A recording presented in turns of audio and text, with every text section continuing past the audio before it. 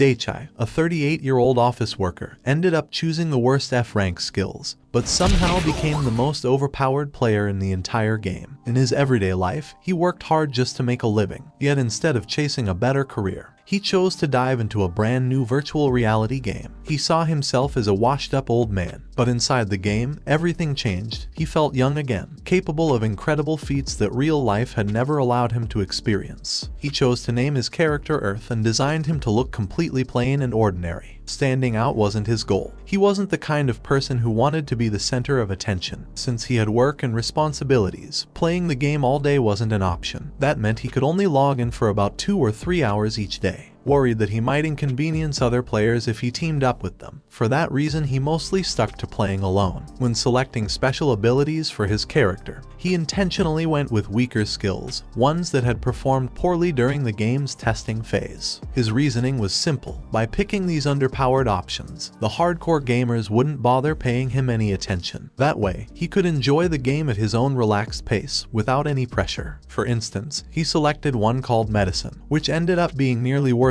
since healing potions were cheap and readily available from NPCs. Then there was Kick, a basic ability without any flashy combos or finishing moves, making it impossible to take down enemies in a single strike. And let's not forget the bow skill he picked, which was so inaccurate it barely ever hit its mark. He gave the sneak skill a try too, but it drained his character's magic points way too fast. On top of that, the moment he moved, enemies could detect him almost instantly. Definitely not ideal for escaping dangerous creatures. And finally, there was the enhanced physical abilities skill. It promised minor boosts to running speed, weapon handling, and crafting, except the actual improvement was so tiny it barely made a difference. If a player wants to become powerful, they should obviously select more unique and specialized skills. With his questionable choices, Earth might have accidentally created the weakest character in gaming history, but that's exactly how he preferred it. By stacking his build with underwhelming abilities, other gamers left him alone, letting him enjoy the game at his own pace, exactly as he liked. He eventually logged into a game called One More Free Life Online. The name came from the idea that players could live a whole new life without the pressure of defeating a final boss. They were free to battle monsters, craft awesome gear, or simply relax and chat with others. It was the perfect game for those who felt unsatisfied with their real-world lives. On launch day, the game was packed with players everywhere. A girl randomly approached Earth and tried to sell him some gear. But right at that moment, a group of heroes came back from battle, and Earth noticed that not one of them was an archer. Out of nowhere, a guy dressed in a shiny knight armor began mocking him. Earth couldn't help but feel that this was a pretty awful way to kick off his first day in the game. The guy called bows worthless and mocked Earth for being strange. He went as far as humiliating Earth by making him lick the floor. Earth felt completely miserable, and only then did the jerk finally walk away. Seems like archers don't get much love from other players, but honestly, Earth couldn't care less. Later, at the training hall, Earth gets pumped up watching other players practice and decides to give it a shot himself. Unfortunately, the only thing he manages to hit is the ground. It doesn't take long for him to realize that his archery skills are terrible. Still, he refuses to give up and keeps practicing, even if it seems pointless. He ends up missing the target completely and hitting everything else instead, realizing he's even worse than he imagined. After firing off 100 arrows, he finally reaches level 5 and celebrates the small victory. Curious, he tests out his kicking skills and notices they've gotten stronger. He also tries using his wind spell, and to his surprise, it's far more accurate than his archery. Equipped with just the bare minimum skills to survive, Earth ventures out into the field, only to find complete chaos thanks to the flood of new players. Now, his plan is to gather herbs, but there's a problem. Nobody can identify what they've picked up. He attempts to appraise the herbs, but fails repeatedly, one try after another. Eventually, he manages to level up his medical skills. That's when he discovers that one of the herbs he gathered is extremely dangerous. It can actually stop a person's breathing and kill them if ingested. Earth gets pretty upset that the developers would include such a lethal plant in a beginner zone, but at least he's thankful he learned how to appraise items in time. Next, he purchases a beginner's medicine crafting kit and gives potion making a try. Surprisingly, he succeeds in creating a standard healing potion, and then follows it up with a healing antidote. He soon realizes that once he crafts something once, the game allows him to produce more of the same item with ease. Earth recalls that potions can be bought cheaply from NPCs, so he worries that no one will be interested in his handmade ones. Still, his medicine skill hits level 7, and with that boost, Earth decides it's time to head out and do some hunting. Fortunately, the area wasn't crowded, so Earth got first dibs on a rabbit horn. Knowing that bows had a slow firing rate, he understood that landing the first shot was crucial. But he missed, and the rabbit horn became enraged. Acting fast, Earth fired an arrow that struck the creature's paw, then followed up with a knee to its stomach.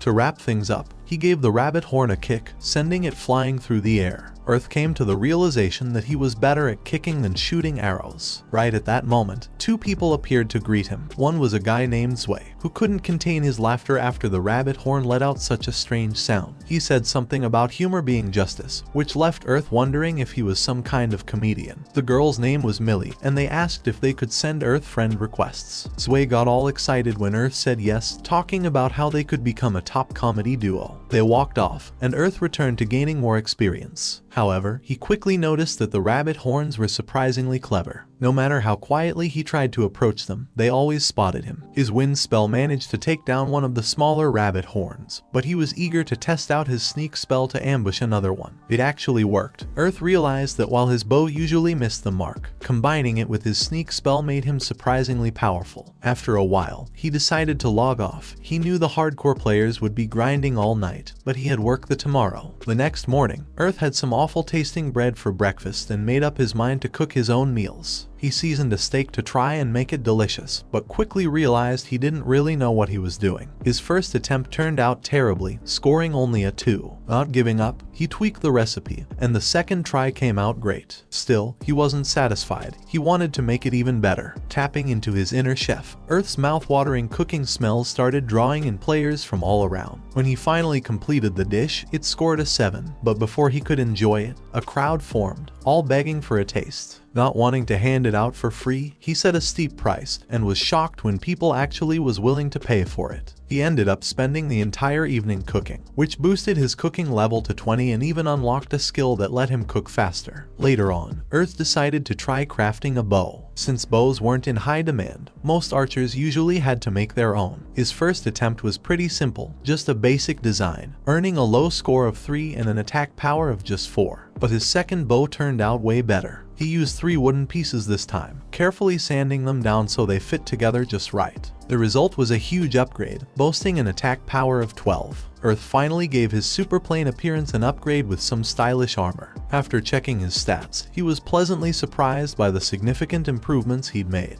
However, he noticed his funds were running low. To test the market, he placed some food and a grape-flavored healing potion into a vending machine, hoping someone might purchase them. Later, we witnessed Earth achieving massive progress. Taking down some seriously powerful beasts became much easier thanks to his handmade bow and enhanced skills. When he returned to the vending machine, he discovered a bunch of notes from people who appreciated his products. Things were going even better than he had hoped, but suddenly everything changed. A new system attacked on everyone, forcing them to rush back to town. Chaos broke out as players searched for someone with healing skills, desperately pleading for potions. Earth was puzzled at first, thinking they could simply get potions from the game's NPCs. But Zwei told him the NPCs were claiming they were out of stock. That spelled trouble for Earth, since he realized everyone would now flock to his vending machine for the potions he had stocked. Before he could even catch his breath, players were already pleading for potions. So, Earth quickly decided to limit how many each person could buy and raised the price significantly. To his surprise, everyone accepted the high price without protest. The kind notes on the vending machine were soon replaced with impatient messages urging Earth to hurry. Thankfully, his friends came to lend a hand. Zwei managed the crowd while Millie offered to handle the payments. But after a while, Earth ran out of herbs and couldn't produce any more potions, so the crowd agreed to return the following day. Then, the flashy knight from earlier showed up and insisted that Earth hand over every last potion. When Earth refused, the knight threatened him. But this time, Earth didn't back down and told the knight that the townspeople were the ones who truly needed the potions. He insisted the knight wait his turn like everyone else, but instead, the knight tried to buy him off. Earth warned him not to go down that path, saying the game's NPCs might stop selling weapons and armor, forcing them to depend on crafters. The knight would need to learn how to work with other players. But he didn't care, so he challenged Earth to a duel. Sway urged Earth not to accept, but Earth refused to let anyone push others around. So, Earth accepted the challenge and planned to use the Knight's arrogance against him to spot a weakness. The flashy Knight launched a strong opening attack, but Earth dodged it effortlessly. He quickly identified a vulnerable spot and shot an arrow straight through his neck. The Knight was stunned, and Earth was officially declared the winner. Earth is glad he won and assured everyone he'd restock potions by the next day. Then he logged off, feeling the day had gone well and thinking those thugs might end up quitting the game. Several days had gone by since the incident involving the missing potions, and the game underwent a significant shift. Earth noticed that understanding how to use medicine had become crucial. It dawned on everyone that even the NPCs might deplete their supplies, which led them to consider studying medicine. Earth rejoined the game and expressed his thanks to Zwei for the guild invitation. Zwei then introduced the rest of the team, beginning with an imposing guy named Rage, who wielded a one-handed axe and a shield, promising to draw enemy attention to himself. Next was Nora, a girl who said she specialized in close combat with short swords. Finally, there was Kazamine, who was incredibly skilled with a sword. Earth tried to introduce himself, but the others cut him off, all excitedly talking about how strong he was after his duel with the shiny knight. He didn't want the attention, especially since he had only just taught a thug a lesson. While observing the team, Earth realized their lineup was a bit unbalanced: 4 melee fighters, 1 mage, and an archer. However, Zwei clarified that Millie could use various types of magic, and Nora was capable of healing magic as well. Zwei announced that their first mission was to defeat a wild bear. The rest of the team was pumped and full of confidence, though Earth couldn't understand why they were so sure of themselves. Zwei told Earth that they were all counting on him to carry the team. Earth admitted he had never encountered a wild bear before, but had heard they were incredibly fast, intelligent, and hard to take down. Still, Zwei brushed off his concerns and promised that Earth will cook something tasty for the group once the mission was over. While the others eagerly set out, Earth wasn't quite as enthusiastic. They soon spotted a group of wild bears, so the team chose one they could all target together. The others began to see how useful Earth's long-range vision skill was, realizing he brought real value to the group. Millie cast a buff on Zwei, and they came up with a plan to lure a bear away from the group. Using his sneak skill, Earth shot an arrow into the back of the bear's neck, but he hadn't considered what to do once it got angry. Fortunately, Rage, acting as the tank, quickly stepped in to draw the bear's attention. Earth explains that monsters have a thing called aggro, which basically shows who they're focused on attacking. Since Rage has high defense, his job is to keep the bear angry at him and shield the others. Earth hides in the bushes to attack from afar, while Millie focuses on healing Rage, and Nora jumps in to deal some damage. The team launches their assault, but they soon realize the bear's skin is extremely tough. Millie then casts a fire spell to distract the bear, and it works, drawing its attention back to Rage. The battle starts getting intense, and Zwei begins to realize they may have underestimated the bear. Seeing things take a bad turn, Earth knows he has to act fast. Relying on his 38 years of life experience, he takes a bold risk and aims an arrow between the bear's eyes, assuming it's a weak spot. At first, it looks like it worked, but it turns out it didn't, and now everyone's questioning if they're in serious trouble. The bear still has way too much HP left. With no other options left, Earth makes his move. The team is concerned for his safety, but he charges in anyway, using a spell he picked up at Wind Magic level 15. It boosts his speed for 10 seconds, giving him the chance to drive his arrow deeper into the bear's skull. Millie follows up with a powerful fire spell, and together they finally bring the beast down. Afterward, they all realize the fight was far tougher than they had expected.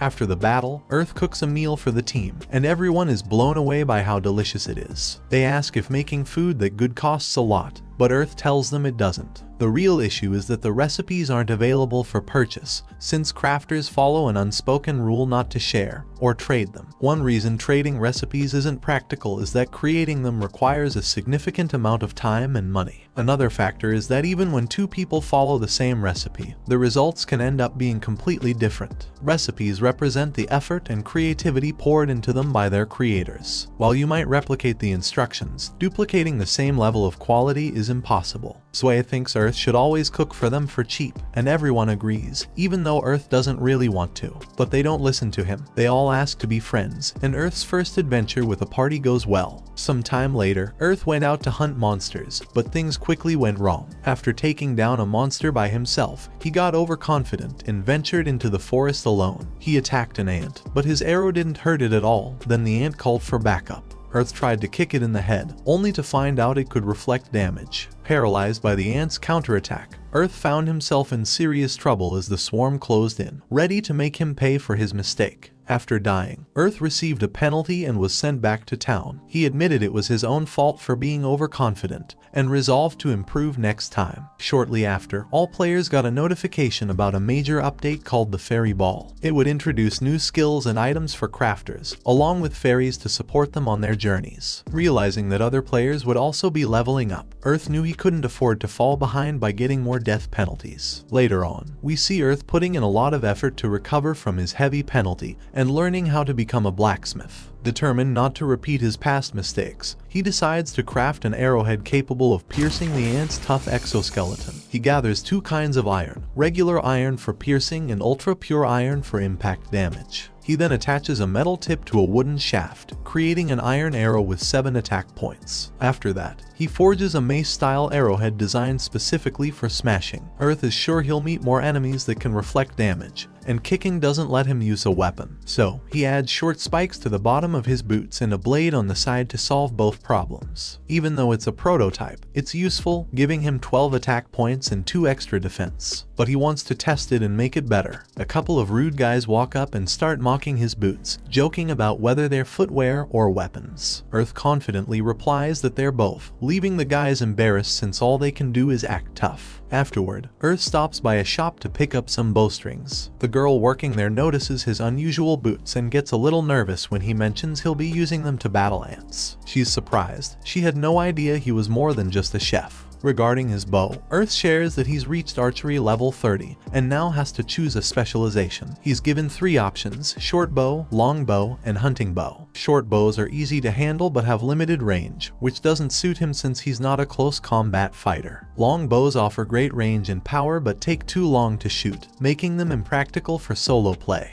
In the end, he chooses the hunting bow, which matches the range and power of his old one but comes with stronger skills. Earth begins crafting a new bow and picks a design that appeals to him. When the blacksmith, Blacks, notices what he's working on, he's taken aback. He's never seen a bow like that before. Earth completes the unique weapon, naming it the X-bow, and it boasts 32 attack points. Unlike his previous bow, it requires more strength to draw, but it feels incredible and packs a much stronger punch. Feeling a bit nostalgic, Earth thanks his old bow for serving him well, then quickly shifts gears, eager to test out his new creation. The following day, he returns to the forest, set on getting revenge. He spots a lone ant and hits it with his smashing arrow.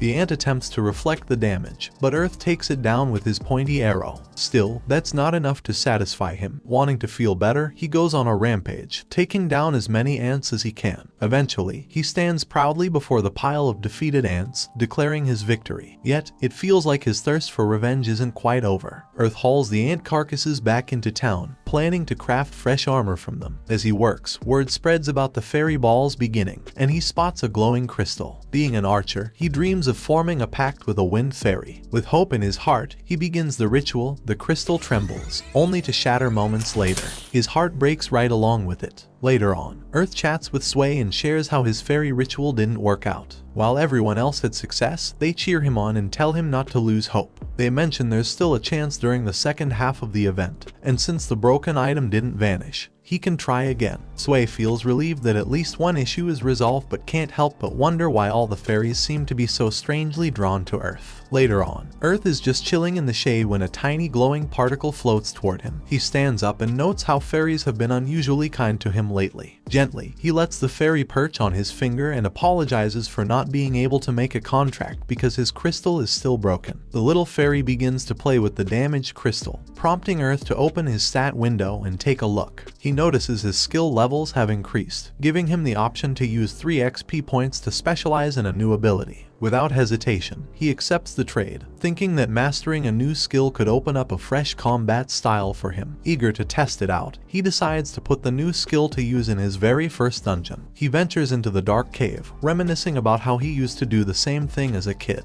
Thanks to his current skills, he's able to steer clear of dangerous, trap-filled spots. As he keeps moving, he reflects on the past, feeling a rush of excitement from exploring in complete darkness. He once thought he'd never get to feel that thrill again, but this game brings it all back. He soon spots a few red lights glowing in the darkness. It's a spider, and it launches an attack. Earth reacts fast, firing an arrow and following up with a wind cutter strike. But to his surprise, the spider isn't down yet. It strikes again, forcing Earth to use one of his new skills, high jump. Though he ends up headbutting the ceiling mid-air, he manages to land behind the spider. Acting quickly, he uses a whip to drag the creature toward him, then finishes it off with a powerful kick from his new boots. After the spider's body vanishes, a strange purple glow appears. He realizes it's a group of darkness fairies and chooses to follow them. They lead him down a risky path, but thanks to his stable center of gravity skill, he manages to keep his footing and stay safe. When he finally reaches the end of the trail, he's caught off guard by what he sees, a large gathering of fairies surrounding a massive boulder. Curious, he steps closer to investigate.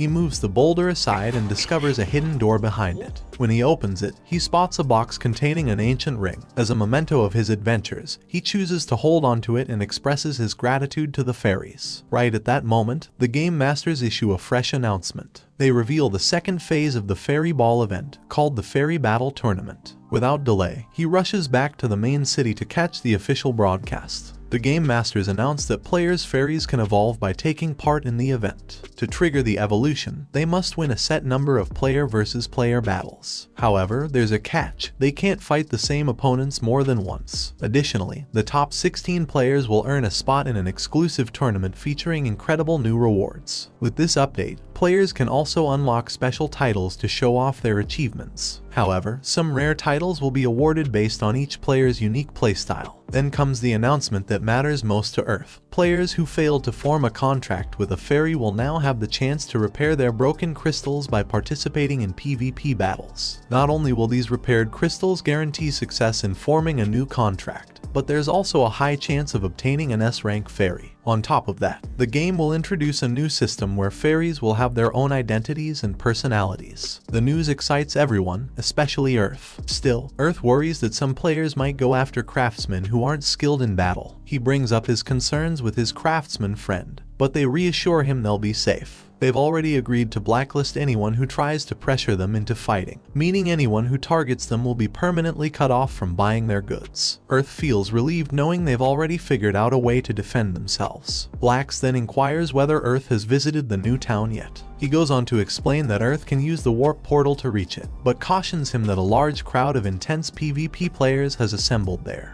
Blacks also mentions that some players are deliberately delaying their fights, choosing to duel in first instead. Earth considers this pretty standard for a game and asks if Blacks plans to challenge anyone in first. But Blacks is solely focused on crafting new gear. Earth acknowledges that's a valid way to engage with the event, though he remains uncertain about his own next move. A few days later, the latest game patch goes live, and Earth logs in. Curious, he decides to explore the new title system first. But soon, he notices everyone around him staring and whispering about his rare title. When he checks his stat window, he discovers that his title is Fairy Playboy. To make matters worse, the title is publicly visible to all players. He can't hide it unless he participates in a special PvP battle during the event. Earth is in disbelief that this is really happening. Everyone, including Earth himself, is surprised. He finds the title embarrassing. A group of fairies begins to flock to him, wanting to get rid of it. He decides to enter a battle. Desperate, he calls out for someone to fight him. Just then, a girl named Rona steps in and challenges him. He bursts into tears and gratefully thanks her. She seems to recognize him, though he has no idea who she is. She tells him that she's part of the Blue Color Guild, led by Zwei,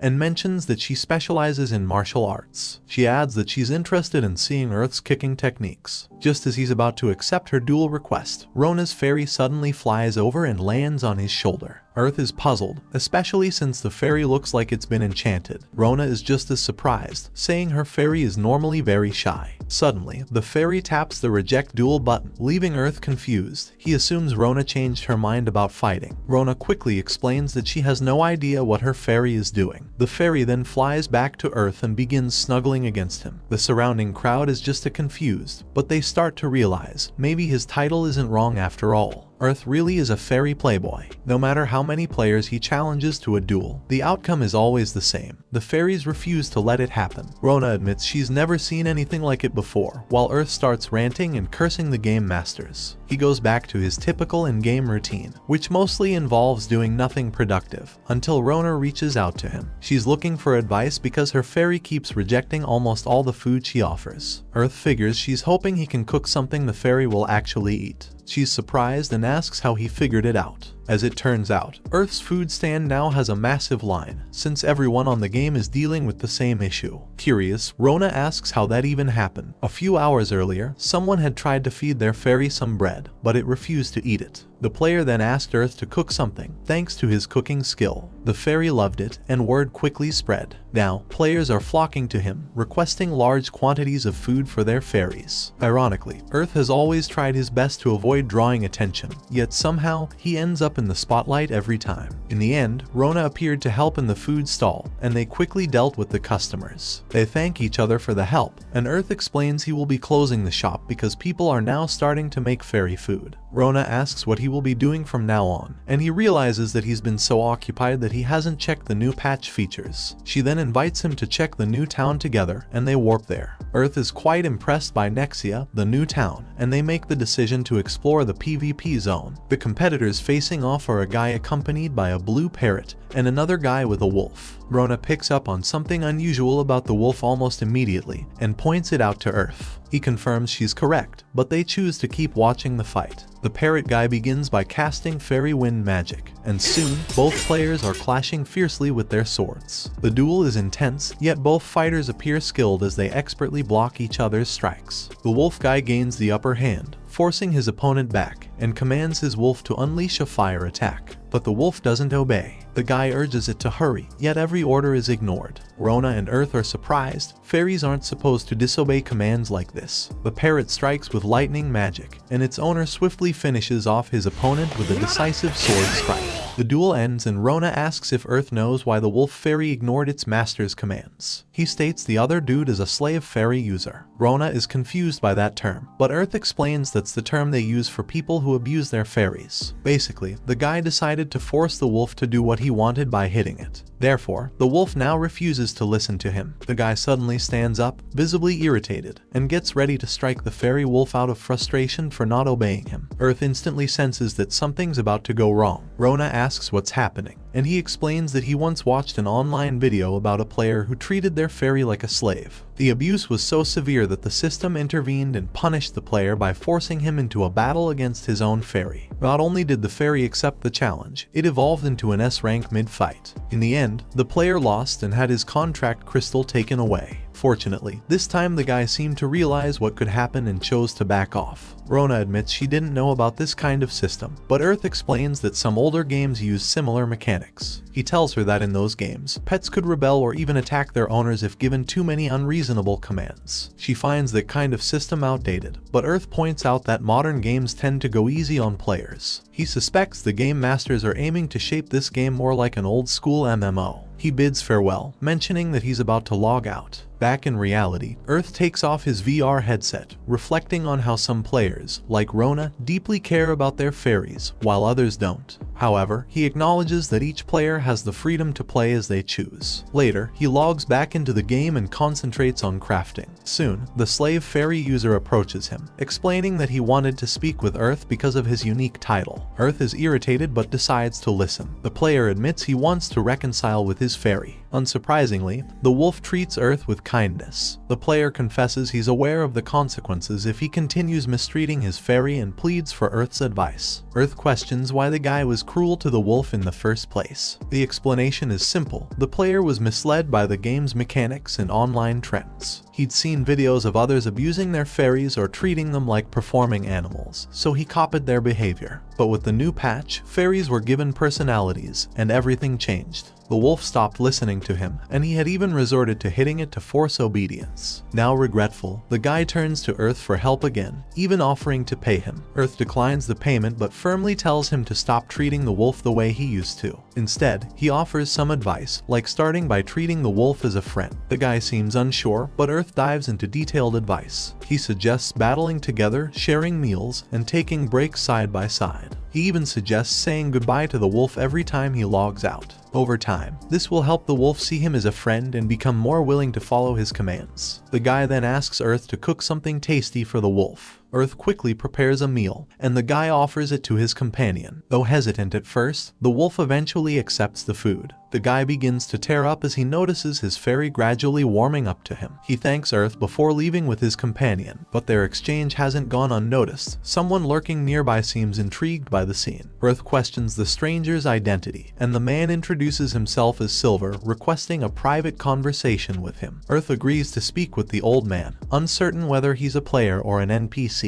Inside the house, Earth observes that the old man's gear, movements, and level appear superior to his own. Silver takes a seat and inquires if Earth has ever encountered someone named Glad. After a brief pause, Earth replies that he hasn't. He mentions rumors that Glad has been going after players with the Fairy Playboy title. Earth, puzzled, asks who Glad is. Silver reveals that Glad used to be part of his team. He was in skilled tank, though he had issues with his behavior. Earth gets the impression that Glad was kicked out of the party. Silver agrees, adding that Glad grew arrogant and started belittling the rest of the team. Silver then shares that Glad was enraged after the recent incident, as he was the only one in the party who failed to form a contract with a fairy. Eventually, his frustration led him to lash out at everyone, which resulted in his expulsion from the group. Silver then calls out his fairy, revealing to Earth that she's a rank light Valkyrie. It was because of her that Glad constantly dismissed the old man's efforts to assist him. However, after the most recent update, Glad managed to obtain a new contract crystal and formed a pact with the Darkness Fox Fairy. Since that moment, he's been going around issuing special PvP duel challenges to others. Earth wonders if Glad is targeting players because he's still bitter about failing to secure a contracted fairy in the first event. Silver warns that Glad plans to use the final day of the event to prove his power, and advises Earth to stay alert. Earth assures him he'll be cautious, and with that, Silver leaves. Still, Earth knows it's risky to blindly trust a one-sided story. Even so, he heeds Silver's warning and decides to limit his time in the city. The following day, he focuses on battling monsters to level up and gather materials, though his real motive is to avoid player challenges, since combat locks him in a safe state from duels. He continues hunting bears to gather meat and fur, intending to use the fur to craft cloaks since the standard body armor leaves the back exposed. From a distance, he lands a headshot on one of the bears, but the battle isn't over yet. The wounded bear becomes enraged and charges straight at Earth. Earth activates his mirror arrow skill, producing 2 clones that each fire an arrow. The bear is struck, and Earth quickly uses his whip to pin it to the ground. He then leaps into the air and lands a powerful kick on the bear. The fight ends in his favor, and his kick skill levels up to 50. Earth upgrades his kick into sliding charge, a move that lets him both ram into enemies and swiftly retreat. Pleased with the new skill, he also observes that the game's interface has been updated, making it easier to track his progress. With that settled, he sets off for the mines to gather steel and light metal, planning to craft new gear. While Earth is mining, he hits an explosive ore. He quickly warns nearby players to back off. It could blow at any second, but luckily, nothing happens. The others chuckle, explaining that while explosive ores are basically live grenades, most players avoid them because of their unpredictability. Still, a daring few specialize in wielding them, earning the title Bomb Masters. After gathering his materials, Earth heads over to visit Blacks, but something catches his eye on the map. His danger perception skill has been flagging something unusual lately. Once inside the blacksmith shop, Blacks immediately asks if Earth's planning to craft another bizarre item. Though it sounds like a joke, he's not far off. Earth plans to craft a new arrowhead along with a metal whip. The arrowhead design is inspired by a twisted dagger, making it more effective for tearing out meat. He begins by shaping an ore ingot into an arrow, then attempts to twist it. After several failed tries, he finally succeeds, but quickly notices that it's much more difficult to work with than a standard arrowhead. Although the process is challenging, this twisted arrow boasts plus 15 attack power along with multiple passive abilities. Upon impact, it inflicts a wound and triggers a fissure effect, causing the enemy to lose health continuously. Meanwhile, Earth begins crafting his whip. Typically, whips aren't made from metal, but he's aware of a method to forge one using lightweight metal. This is a unique and unusual metal, not just lightweight but also surprisingly durable. All Earth has to do is repeatedly heat and stretch the light metal ingot until it matches the exact dimensions of his existing whip. Additionally, he plans to mass-produce sharp, triangular fish-like scales and fix them onto the whip. Once he finishes the arrowhead, the system notifies him that it will inflict wounds on any enemy it strikes. He then heads to a different location where he can safely handle the explosive ore. Aware of the high risk involved in using it, he decides to rely on his medicinal skills to create a safer version for use. He begins mixing oil and herbs with the piece of ore to control its ignition speed. After some effort, he manages to create 3 different oil samples. To test them, he first throws Bottle A to the ground, nothing happens. Next, he throws Bottle B, which triggers a massive explosion that nearly wipes him out, reducing his health by 80%. He realizes that the second oil is far too powerful and should only be used as a last-ditch effort to take down the enemy along with himself. Because of that, he names it Hell Mine Oil. After drinking a potion to recover his health, he tests Bottle C. The resulting explosion is minor, but that's exactly the effect Earth was aiming for. He quickly recognizes this as his best formula so far and names it Enhanced Oil, deciding it's perfect for his needs. He begins producing more of it to use against bears in order to level up. Out in the field, he hurls the oil at a trio of bears and takes each one down using a different technique. He restrains one bear with his new whip and kicks it, takes out another with a burst of wind magic, and lands a headshot with an arrow on the final one. He examines his loot and reflects on how the oil has simplified his hunting. Yet, there's a drawback. Depending on it too much could slow his skill growth. Just then, the system notifies him that his hunting bow skill has hit level 50, unlocking Gatling Arrow. Additionally, his wind magic has also reached the same level, granting him the ability to fly.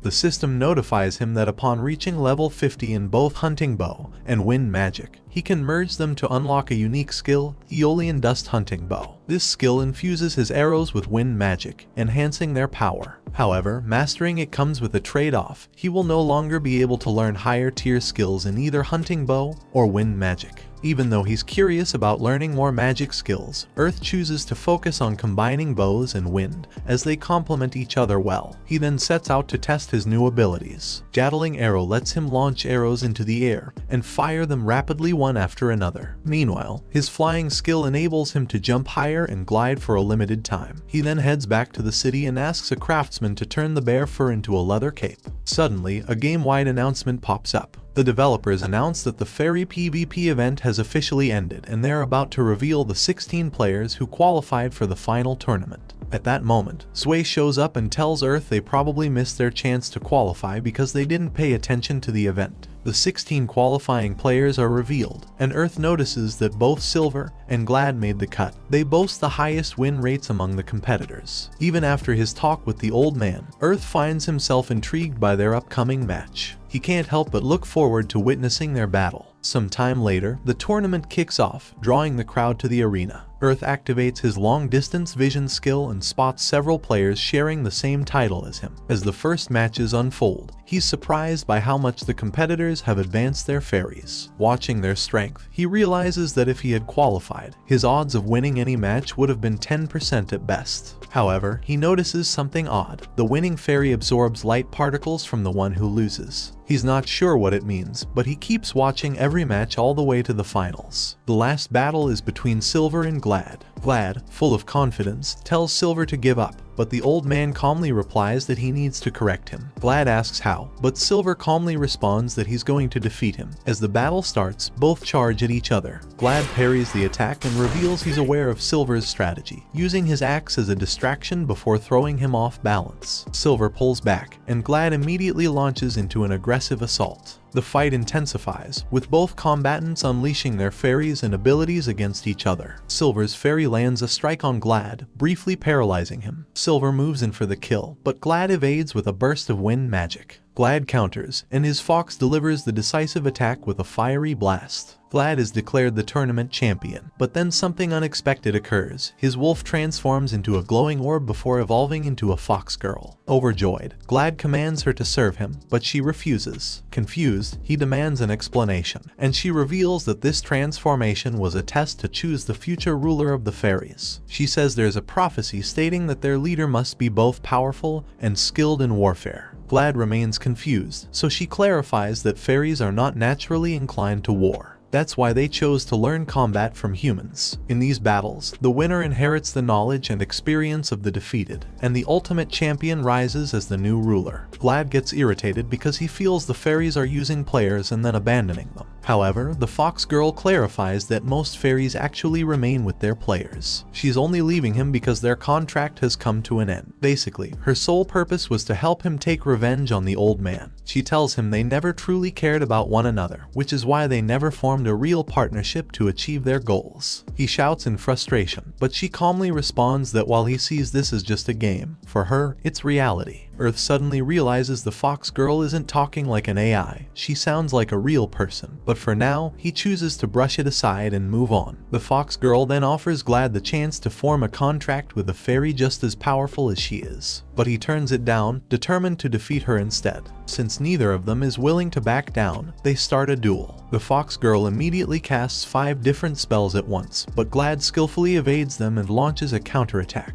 But she effortlessly dodges his attack and paralyzes him with an electric shock. She then unleashes more abilities to finish him off. Once the fight is over, the fairy brings the old man back, saying Glad has learned his lesson. After that, she summons all the fairy Playboy players and thanks them for choosing not to participate in the fairy PvP event. As a reward, each of them will receive a fairy. However, Earth is an exception. He'll have to battle her instead. Earth is puzzled by this, but she simply reiterates that she wants to fight him. The fairy explains that she can't keep handing out rewards for free since Earth didn't take part in the tournament. Earth agrees, realizing it wouldn't be fair to the other players. That's why she wants to make things fair by challenging Earth to a fight, while disregarding the other fairy Playboy players. She says that as a reward, Earth will be granted a portion of her powers, even without needing to win the battle. Still, if he does come out victorious, his reward will be even greater. Earth agrees to the deal, but out of nowhere, his fairy Playboy title vanishes. At that moment, the shady development team appears, commenting that the event has now hit its peak. Earth takes a few minutes to plan his strategy, fully aware that his chances of winning are extremely slim. A single powerful blast from her would be enough to send him straight to his respawn point. Even so, he has one edge: he's already seen her fighting before. On top of that, he's confident she has no experience facing someone who primarily fights with a bow. He knows he has to act quickly since his stamina is low, and dragging out the fight would only lead to his defeat. Still, the only shot he has at winning is by playing dirty. He readies his oils, and both sides get set for the duel. As the countdown hits 0, Earth swiftly spins around and slips away. The fairy girl is momentarily surprised but quickly understands that he created distance because he's an archer. Earth fires his first arrow at 70% strength, but she counters it with wind magic. Though caught off guard at first, he soon realizes that if he fires at full power, his arrows can break through her magic. The fairy girl begins conjuring multiple fire lances, but Earth swiftly dodges them. He fires another arrow, and she attempts to deflect it with her fire magic. Yet, the spell proves ineffective, and the arrow strikes her shoulder. Realizing she needs to act, the fairy girl resolves to shorten the gap between them to stop his attacks. However, Earth was ready and pulls out a bottle. At first, she assumes it's a potion and tries to prevent him from drinking it. Instead, he throws it toward her, releasing a thick cloud of smoke. As the smoke envelops her, the fairy girl realizes that the bottle was filled with poison. Earth hurls a few bottles of enhanced oil at her, triggering multiple explosions. It doesn't take long for her to realize she made a mistake by not banning the use of items. Earth explains that as a human, he has to rely on strategy to stand a chance against a stronger opponent. The fairy conjures up walls of earth to obstruct his line of sight and stop his attacks. However, Earth activates his stealth skill. She attempts to sense his presence, but fails. As the walls begin to fade away, she scans the area, trying to find him. However, Earth suddenly emerges from behind and lashes out with his whip, trapping her. Without hesitation, he follows up with his sliding charge, and combines it with his newly acquired bow techniques. He hurls arrows into the sky, before rapidly firing them like a machine gun, then finishes by activating his double clone technique to overwhelm her. After being struck by multiple arrows, Earth uses fly and big jump techniques to launch a piercing arrow straight into her core. He then kicks the arrow further inside, causing the fairy to disintegrate. The audience erupts in hype over his display, but Earth immediately regrets his mistake. Showing off his combo moves in front of so many people means they'll never leave him alone, demanding enhanced oil and challenging him to fights. He tries to slip away, but the fairy reappears, blocking his escape. She acknowledges her defeat and tells him it's time to claim his reward. She instructs him to bring out his broken fairy contract crystal and the ring of the Fairy King. Confused, he asks if she means the ring he discovered in the dungeon. When he checks his contract crystal, she notes how unpredictable he is, pointing out that it already contains 5 lights. She then calls upon the Children of Light, and 2 more lights appear within the crystal. After that, she proceeds to reconstruct both the crystal and the ring. She attempts to slip the ring onto his finger, but he instinctively resists, thinking it feels too much like a marriage proposal. She casts a spell to boost her strength and eventually forces the ring onto his finger. The system then reveals that the ring is a unique item, imbued with all 6 elements of fairy power. Wearing it grants access to the fairy's country. However, there's one issue: despite its incredible stats, Earth can't take it off. His attack, defense, and mana recovery all receive a 10% boost, and his mana consumption drops by 5%. Additionally, each attack has a chance to summon an illusion of the Fairy Queen, but the most intriguing reward is a new title, the one who even charmed the Fairy Queen. He immediately senses this title will bring complications down the line. With that, the Fairy Queen vanishes, and the event officially comes to an end. A few days later, Earth discovers that other players who watched the battle are beginning to pick up bow skills. Originally, he was the sole archer in the game, but now it's becoming much more common. Earth keeps concentrating on crafting his oils, though he feels a little down. He had chosen bow and wind abilities because they were seen as weak by everyone else, but now players are recognizing how powerful they truly are. Just then, the Fairy Queen shows up, catching him off guard. He asks how she managed to find him, and she casually explains that the ring also serves as a teleportation point. She taunts him. She says she came to bring love to the poor, lonely guy who still doesn't have a fairy. Earth smacks her on the head, fully aware that she's just trying to avoid her duties, and tells her to go back to work. He decides to head back to the city, but feels uneasy as all eyes are on him. People whisper about him being the Fairy Queen's husband. Out of nowhere, he hears someone yelling for another person to stop. Not wanting to get dragged into whatever is going on, Earth keeps walking, focused on his plan to go hunting and try something different. He recalls the Fairy Queen saying that anyone who wears the ring can learn the Prism Nova spell. With that in mind, he chooses to weaken a bear using his arrows before restraining it with his whip. Without wasting time, he begins casting the spell, and after a lengthy incantation, a huge sphere forms above the bear, turning it to stone. He's initially confused, but after some tries he realizes that Prism Nova grants a random abnormal status effect to his opponents. He then manages to find a remote spot and sets up his provisional kitchen. He tries to increase his overall cooking efficiency by making several dishes at the same time. He mentions the spell to the Fairy Queen, who points out that the chances of paralysis and petrification activating are quite low, and the spell also has an extremely long cooldown. When she attempts to take some of his food, he stops her by lightly hitting her head, clarifying that he plans to sell those meals rather than consume them himself. She says that her homeland produces nothing but sweets, and she's grown weary of them. He knows she's working her hardest for her country's citizens, but that doesn't mean that she can come to annoy him when she feels like it.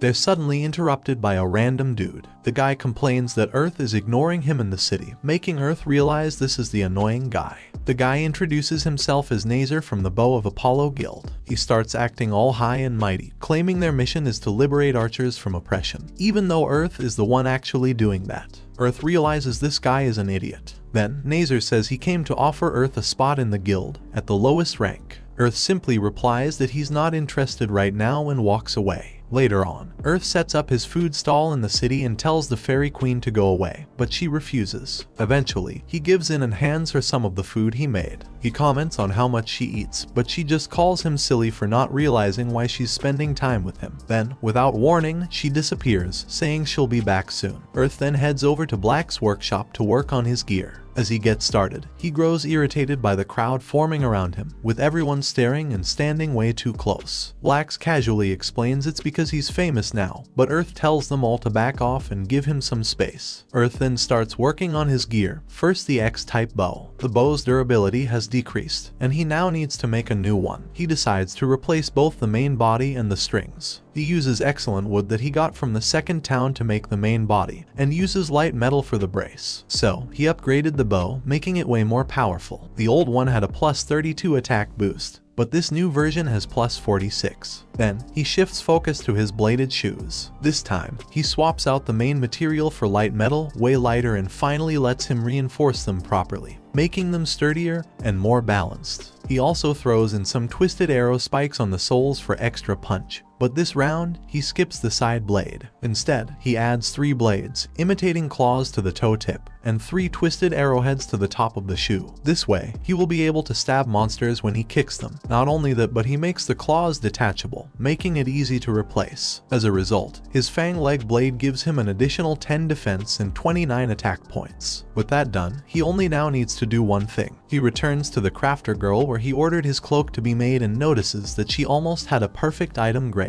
However, she doesn't raise the price. Earth is surprised since it's way cheaper than he expected, but she explains that she always charges the same amount, no matter the item's grade. He plans to test it out during a hunt, but just then, he gets a message from Iame, the guild master of the Bow of Apollo. He agrees to meet her and notices a group of archers nearby. Iame promptly introduces herself, and Earth gets straight to the point, asking why she wanted to meet him. She immediately starts apologizing for Nazer's nonsense, saying Earth blew up in fame after his fight with the Fairy Queen. And of course, Nazer saw him as a golden ticket to power up their archer-only guild. But Earth says it's not big deal. Iame points out that Nazer has hit a new level of stupidity. Apparently, he's been trying to attract new guild members by claiming that Earth is part of their group. Both Iame and the rest of the guild apologize to Earth, but he quickly asks them to lift their heads. Iame goes on to say that they disciplined Nazer by stripping him of his rank, demoting him from lieutenant to a regular guild member. While they didn't expel him from the guild, he's lost all his former privileges. Earth feels that's a fair punishment and agrees with the decision. Iame then gets a bit more personal, saying she watched his fight and believes he's an inspiration to all archers. But Earth doesn't share that view. He only chose a weak class to stay away from attention. Back in the developer's room, the team is talking about Earth, the player who overcame the Fairy Queen, secured her friendship,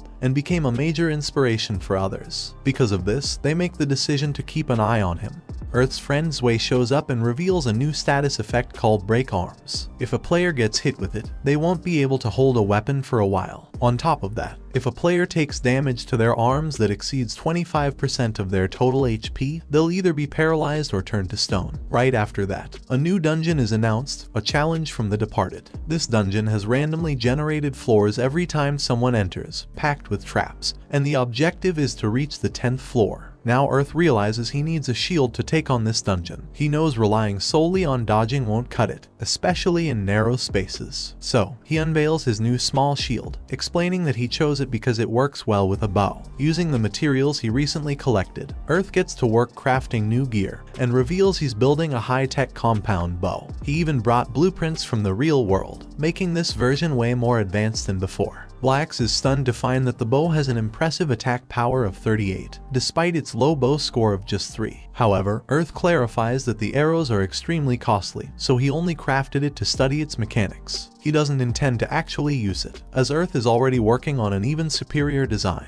But since it doesn't actually exist in the real world, he has to design the blueprints himself. Earth stays up all night completing his project, a shield, but not just any ordinary shield. This one has a hidden, compact bow built in. Though small, it's lethal and precise thanks to a tiny scope he added. Releasing the grip transforms it back into a normal shield. It's the perfect weapon for him, incredibly powerful. And even if his arms are disabled by break arms, he can still fight from a distance. Later on, Earth makes his way to the new dungeon and runs into a group that looks like Power Rangers. Their Black Ranger is out sick, and they're urgently looking for someone to fill in. They turn to Earth, knowing he probably won't survive long solo. Earth agrees to team up with their improvised crew. So once they enter the dungeon, the Rangers are all fired up and ready to charge in. But Earth puts the brakes on. He pauses to assess the dungeon and quickly senses that they're about to run into serious trouble. The very first room has 15 traps, some of them capable of killing instantly. Earth takes the lead while the others follow closely. Blue Ranger feels relieved that things are going smoothly, and Red Ranger admits he never doubted Earth. After all, anyone married to the Fairy Queen must be powerful. Once they clear the first area, Earth steps back and lets the Rangers take over. They soon run into danger, but the team handles it well, taking down the skeleton monsters with ease. In a flash, Earth feels relieved he can finally concentrate on spotting traps. When they reach the third floor, the threats escalate, but the Pink Ranger orders the group to stay back and let her handle it.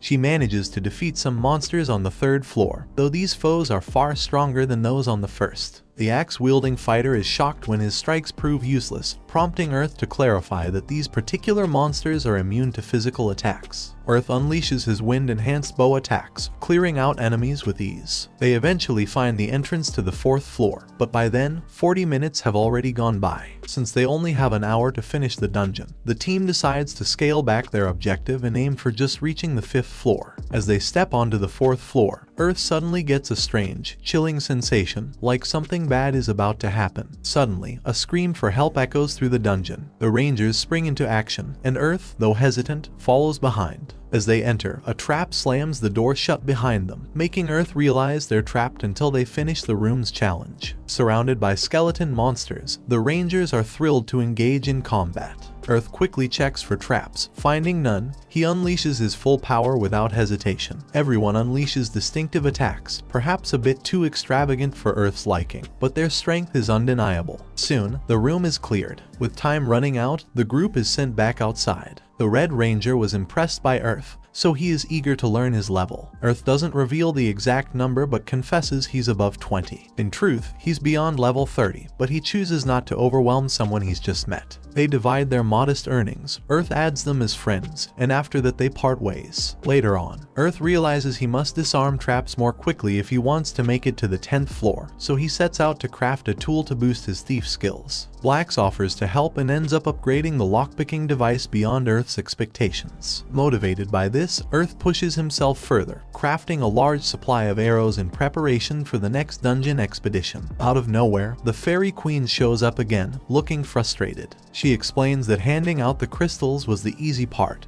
but the awkward questions from the players irritated her so much that she ended up fighting them. She even revived them just to defeat them over and over. To cheer herself up, she slyly sneaks a marriage certificate into a list of tasks Earth might consider. Earth is completely confused by her suggestion and immediately rejects signing the certificate. Later on, the Fairy Queen is surprised by how tasty Earth's meat bun is, and he proudly shares that his cooking skill has reached level 50, unlocking the ability to use a steamer. She's thrilled to be the first to try it. Realizing how tough it must be to be a queen, Earth chooses not to reject her this time. However, she quickly gets a little too cozy calling him husband, leaving Earth questioning if he's just made a terrible mistake. Over the past few days, Earth crafted a variety of tools and kept venturing into the new dungeon, aiming to hone his disarming and lock-picking abilities. Despite frequently triggering traps and getting killed, he still managed to reach level 50 in his thief skill, the most difficult decision he'd faced so far, since he now had to choose between evolving it into either a superior thief or a benevolent thief. The superior thief was simply a more advanced version of his existing skills, offering a higher success rate. The benevolent thief, on the other hand, allowed him to steal items from monsters and deal extra damage with surprise attacks, though it required significantly more experience to evolve. In the end, he chose the benevolent path and went back to practicing trap disarming. With continued effort, his success rate improved, and he began testing out the new abilities. Essentially, he just kept passing by the same skeleton over and over again. Because of this, he soon understood the mechanics of the dungeon's creatures. Simply put, monsters are lured by light, prompting him to venture forward in utter darkness. Of course, he depended on his night vision skill to navigate and steer clear of pointless fights. This tactic and ability enabled him to skip numerous encounters through the dungeon at high speed. With just over 5 minutes remaining, he arrived at the staircase leading to the 9th floor. He sprinted onward until he stumbled into a massive chamber. There, he spotted the steps to the final floor, but the room was full of traps. Earth's desperation grew. The exit was right in front of him, yet he had no time to disable the deadly traps blocking his path. With only a few seconds remaining, Earth makes a run for it, so he uses his high jumping skill combined with fly. He glides through the air to dodge the traps. Still, it's not quite enough to reach the stairs. He lands on a trap but quickly rolls away, narrowly dodging the weapons that spring at him. Somehow, he makes it to the stairs and is left puzzled when he isn't kicked out of the dungeon. He checks the timer and sees that it froze with 2 seconds remaining. Still surprised, he decides to focus on healing and drinks a few potions. He can't figure out why he's still inside the dungeon and suspects the system might have classified him as someone who completed the final floor. Regardless of the confusion, Earth tries to brush it off. After all, he's the first player to ever reach the last floor. He descends an endless series of steps when, all of a sudden, a voice calls out to him. Earth demands to know who's speaking. The voice replies that it never anticipated anyone actually making it to the final floor. It then reveals itself as Andre, a knight serving the Empire. Andre explains that since the staircase is incredibly lengthy, he'll take the opportunity to share his tale with Earth as he continues downward. Andre explains that his nation once commanded him to explore this very place. He led an entire army to clear the dungeon, but monsters and traps slaughtered them all. In the end, he was the sole survivor who made it to the final chamber, only to find it completely empty. There wasn't even air left for him to breathe.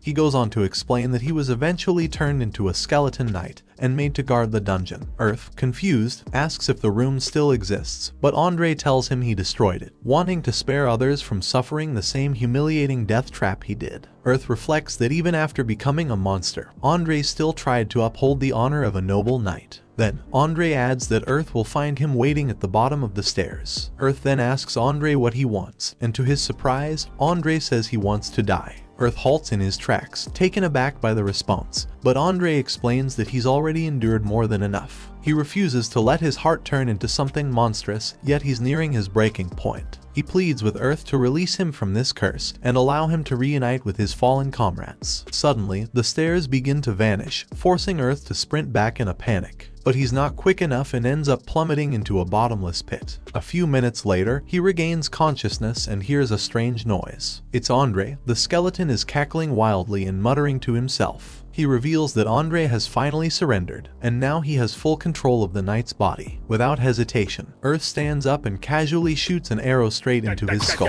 prompting the skeleton to grumble in annoyance. Earth tells him to shut up and fires another arrow. This time, the skeleton blocks it with a shield and vows to make Earth suffer before killing him. In the next instant, the skeleton activates a skill and dashes forward, closing the distance in a flash and nearly slicing Earth in two, but Earth narrowly dodges to the side just in time. Amazed by the skeleton's speed, Earth watches as it repeats the same attack, forcing him to raise his shield in defense. The skeleton seems impressed, and Earth taunts him, though he realizes the dire situation. The skeleton is incredibly fast and hits with devastating force. The skeleton praises him for blocking the attack and charges in once more. Earth shifts into a defensive stance, then suddenly jumps back and throws a bottle of enhanced oil. The skeleton is mad, but Earth calmly remarks that he doesn't fight with swords. He fires another arrow, but the skeleton not only deflects it, he follows up with a flying slash that shatters Earth's bow. The skeleton attempts to finish the fight with a burst of speed, but Earth manages to evade the attack. The creature laughs, mocking Earth for being helpless now that his bow is gone. He urges him to surrender, but Earth refuses, declaring he still has a hidden weapon, his right arm. The creature is confused, but Earth transforms his shield into a crossbow and fires. The skeleton dodges, but Earth keeps moving and shooting relentlessly. The skeleton quickly closes the gap and strikes at Earth, who dodges each attack. However, Earth faces an issue with his shield bow. It can only fire special flame arrows and doesn't allow him to use any combat arts. While it lacks raw power, it shoots faster than a heavy bow. Earth keeps up his constant movement and rapid shots, frustrating the skeleton. Enraged, the monster attempts a shield charge, but Earth evades it. However, the skeleton uses his shield chaser skill to change direction. As a result, Earth gets pinned against the wall and is affected by a stun effect. Andre then mentions it's time to send Earth to his gods, but that only makes our boy confused. The Skullhead continues explaining that humans pray to their gods when something happens, so he assumes it's because humans revere gods so deeply. He swings his blade, aiming to cut Earth in half, but the stun wears off just in time, allowing Earth to evade. Suddenly, Earth launches a drop kick straight into the skeleton's face and says, "There are no gods in this world. The only thing that truly exists here, it's humanity's unbreakable will to survive, no matter the cost." The skeleton asks to see Earth's will and raises his sword. Earth promises he will, and runs toward him. He suddenly leaps into the wall and uses his whip to restrain the skeleton's sword, followed by a kick in the face. But that's still not enough. Earth begins casting a powerful spell to end the battle once and for all. However, the incantation takes a long time, giving the monster a chance to power up and attempt to cut Earth in two. Just then, the spell partially activates, binding the skeleton and limiting his movement. As Earth continues the lengthy chant, reaching the midpoint, the creature swings his sword, yet, due to his lack of vision, he only succeeds in smashing Earth's shield. Earth keeps chanting his spell, the process dragging on as if it would last forever, giving the skeleton ample time to ready another strike. The spell finally triggers in time, but the outcome isn't what Earth anticipated. Believing all is lost, he's stunned when the Fairy Queen to suddenly appear at his side. He's stunned for a moment, then recalls that his ring holds a small chance of summoning her phantom. With a smile, she unleashes a blizzard spell and begins to fade away. He then uses this chance to shoot the skull head, thinking he didn't expect her to help him. He launches several bow attacks using all of his skills. He tries to finish it off with an explosion caused by his enhanced oil. The skeleton falls to the floor and Earth sees Andre's soul. The knight smiles warmly and congratulates him on his victory. Andre explains that since Earth defeated the creature before his soul vanished completely, he still has a moment left to express his gratitude. Earth asks if he managed to grant Andre's wish, and Andre responds with a smile. Earth questions what all of this really means, but Andre says he longed for freedom, though he never imagined a solo player would be the one to set him free. Before disappearing, Andre entrusts Earth with his sword, mentioning that despite being worn out, it should be considered an antiquity and worth a lot. He also mentions Earth's words about not existing gods in this world. Andre believes they exist because Earth just stopped him from becoming a complete monster. Andre and his companion fade away, and a sudden urgent announcement echoes across the game. It reports Earth's successful completion of the dungeon and event. The message also teases a new weapon known as the Knight's Sword, though the full details about it will be revealed later. Earth is aware that another weapon might be introduced in future secret boss events. Some time later, at the blacksmith shop, Earth has a more pressing concern. His shield and whip were destroyed beyond repair. With no way to fix them, he chooses to focus on rebuilding just his small shield, leaving out the whip this time. In a dark room, the developers are busy preparing a report. The woman notes that their AI, PN0E, appears to be having fun. The man responds that her learning progress must be connected to Earth. However, there's a slight issue. Another AI, PN1EB, is grumbling about being bored. The man calmly tells her they just need to wait a little longer. Later, Earth meets Sway's group to conquer the dungeon. Earth thanks them for inviting him. Sway explains they invited him because Nora and Kazamine won't be able to play today. That's why they invited him, because they wanted a thief player who can also deal damage. Earth is confused because they will be only having Millie as a healer. She then explains that they will be fine because they invited a healer to come. He's surprised and asks if that person hasn't appeared. Sway apologizes, mentioning she's a bit late. Earth replies it's okay and he can wait. However, the group quickly points out that the new player can be pretty rude at times. Earth realizes he's supposed to completely ignore her behavior. Sway apologizes, admitting he carelessly recruited a random player without considering her personality. Just then, Eliza, the new member, shows up and mentions that everyone came to welcome her. Sway immediately starts scolding her, demanding an apology for being late. He then tries to introduce her to Earth, assuring him that she's a skilled magician, so there's no need for concern. Earth starts to think Sway must have a tough life if he even has to handle the introductions himself. However, she refuses to apologize and starts mocking Earth for being a weak archer. Earth grins, saying she will be checking his skills inside the dungeon. Inside, Earth begins unlocking the doors by picking the locks. Rona comments that bringing Earth along was the right call, given how many traps there are.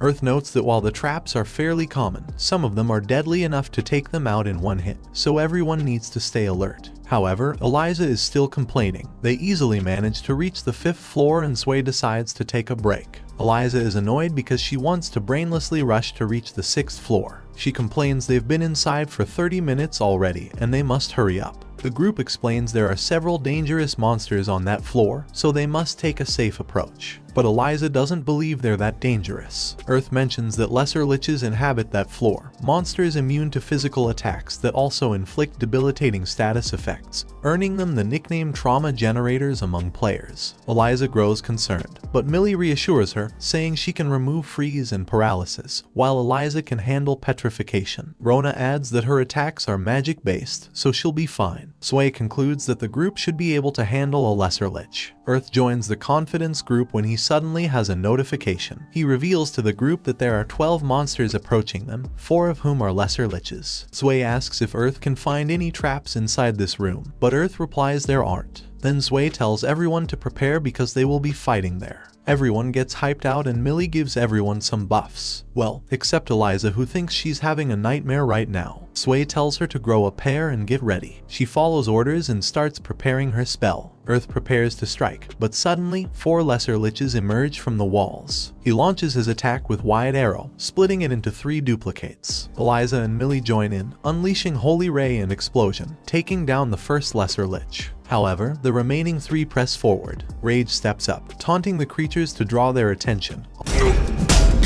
allowing Rona to land a magic punch on one. Seizing the opportunity, Sway delivers the final blow with his magic sword, finishing it off. However, Rage is already suffering from status effects. His arm is petrified, and the liches have started to ignore him. The monsters target the backline, and everyone asks Eliza to use her healing on Rage. Sway explains they will all be wiped out if she doesn't use magic. However, she begins to panic when a lesser lich approaches her. Rona comes in to protect her, and everyone tries their best, except Eliza. Without many options, Earth tells them to get down and he throws his enhanced oils. This creates a major explosion, and Earth tells her to wake up and heal Rage. She gets up and casts her healing magic, giving the group a chance to launch their attack. After the battle, Eliza keeps complaining about Earth, saying he should have used his enhanced oils from the start. Earth tries to explain that he doesn't have enough to use them carelessly. Sway begins to lose his patience and tells Eliza to quit criticizing Earth, especially since she didn't contribute much herself. Finally, Eliza takes responsibility and apologizes. Later, the timer finally runs out and they're teleported outside. Despite having a capable party, they struggled a lot. Sway's group then decides to call it a day and leaves. Earth decides to also go, but there's little girl watching him from the distance. The following morning, Earth notices 2 new weapons have been added to the game, a Japanese bow and a katana. Suddenly, a girl approaches him and asks if he's Earth. He notices her dragon horns and pointed ears, prompting him to ask who she is. She responds that she's the Fairy Queen's younger sister. Though puzzled, he goes ahead and asks why she's come to see him. The girl says there are a few reasons, but the main one is that she wants a taste. Earth looks puzzled, so she clarifies she wants a taste of his lips. As usual, Earth reacts by smacking her on the head, just like he does with her sister. Strangely, she enjoys it and says now she gets why her sister likes him. She even adds that her sister told her he's a great cook. Earth tries to turn her down, saying he has errands to run. The girl replies that she will be following, explaining that she doesn't get chances to go outside. In the end, Earth falls for it and shows the city around. Some time later, they check several stores, to which she finds the merchandise quite amusing. Earth takes the opportunity to ask if his cloak can be fixed, but the crafter girl points out that it's too damaged. Replacing it would be much easier than repairing it. Realizing it's his own fault, Earth changes his request and asks if she can make him some new armor. She wants to know what he has in mind, so he asks what she can craft using pelt and fur from a wild bear. The crafter girl mentions she loves it when people bring her the materials, and so she asks if he has some metal. He gives her some silver and she plans to make him a full set. It will be the wild bear leather set with silver reinforcement, giving him 70 extra defense points. They agree on the price and make the deal. The dragon girl, however, is hungry, so Earth decides to prepare a steak for her and she enjoys it immensely. Eventually, he notices she eats just as much as her sister. This makes Earth wonder if she, too, is a fairy, but the girl refuses to discuss it and won't share her name either. So, Earth names her Ryu, explaining that it means dragon horns in Japanese. Pleased, she tells him he's the only one allowed to call her that. She also mentions she'll drop by occasionally, reminding Earth once again how similar she is to her sister. Suddenly, music plays in the city. It's a game announcement. That evening, Earth goes to Black's shop. They revealed a hidden aspect of the game's design. The announcement talked about skills. They evolve by leveling, which is how they learn arts. However, there are some conditions to learn the most powerful arts. Turns out that people must specialize in a single play style. If someone wants to use the most powerful physical arts, they can only learn physical attack skills. And if they want to learn the strongest magic arts, they can only learn magic skills. However, there's an issue: they use the same approach for crafters. Earth argues that this will cause trouble. Blax questions what Earth plans to do, pointing out they have 1 month to reset their skills. He warns that if Earth doesn't, he could struggle in battle. Earth considers it. By focusing solely on physical attacks, he could grow stronger. However, he'd rather keep the same as he has right now because that's fun for him. Blax is happy to hear it because all of his part-time crafters decided to respec into fighting. Therefore, he will feel less lonely with Earth around. Earth laughs it out, thinking that making people happy with food is also a strength, something he doesn't want to lose. Later, he goes back to the crafter girl and admires his freshly crafted armor set. She explains that she was able to make it so well because of the high-quality materials. Earth is pleased. Not only is his defense boosted, but he also gains extra bonuses to durability and psyche. When she asks what he'll do with his old armor and offers to buy it, he hesitates. Feeling sentimental, he tells her he'd rather destroy it himself. The crafter girl then says that she would love if he took care of this new armor like he did with his older one. Earth smiles and confirms. He thinks the reason for it is because this game allows him to touch the equipment, therefore creating a bond. He even feels a bit sad when it's time to say goodbye.